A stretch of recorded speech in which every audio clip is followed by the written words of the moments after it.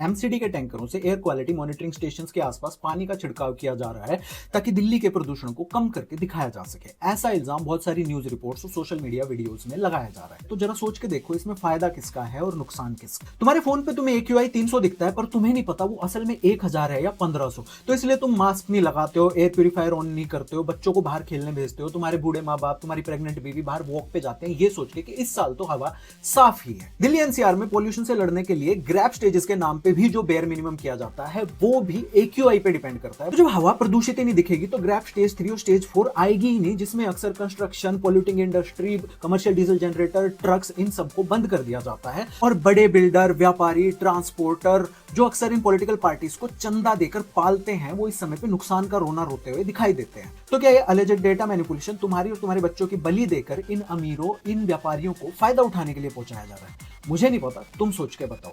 हम सबको पता है कि नॉर्थ इंडिया का जो पोल्यूशन है उसका मुख्य कारण है पंजाब, हरियाणा, राजस्थान, यूपी, इवन दिल्ली में जो खुलेआम पराली जलाई जाती है। हमें यह भी पता है कि इसको कंट्रोल करना किसी एक पार्टी या किसी एक स्टेट गवर्नमेंट के बस की बात नहीं है। इसके लिए सभी पार्टियों को आपसी मतभेद बुलाकर जनता के भले के लिए साथ आना पड़ेगा। पर पिछले 10-15 साल में हमें ऐसा कोई स्टेप, कोई भी पार्टी उठाती हुई नहीं दिखती है। उल्टा वोट बैंक के चक्कर में इस प्रदूषण के इशू को, इस पराली के इशू को इतना ज्यादा पॉलिटिसाइज कर दिया गया है कि पराली जलाना अब एक ईगो का इशू बन चुका है। दिल्ली में हर 7 में से 1 मौत प्रदूषण की वजह से होती है। तो तुम किसी भी पार्टी को सपोर्ट करते हो, आम आदमी पार्टी, भाजपा या कांग्रेस, प्रदूषित हवा तुम्हें तुम्हारा वोट देखकर नहीं मारेगी। आवाज उठाओ, अपने पार्षद, अपने MP, अपने MLA को फोन करो, चिट्ठी लिखो और पूछो कि कब तक तुम्हारे बच्चे और तुम्हारे माँ बाप उनकी इस वोट बैंक की पॉलिटिक्स के चक्कर में घुटते रहेंगे और मरते रहेंगे।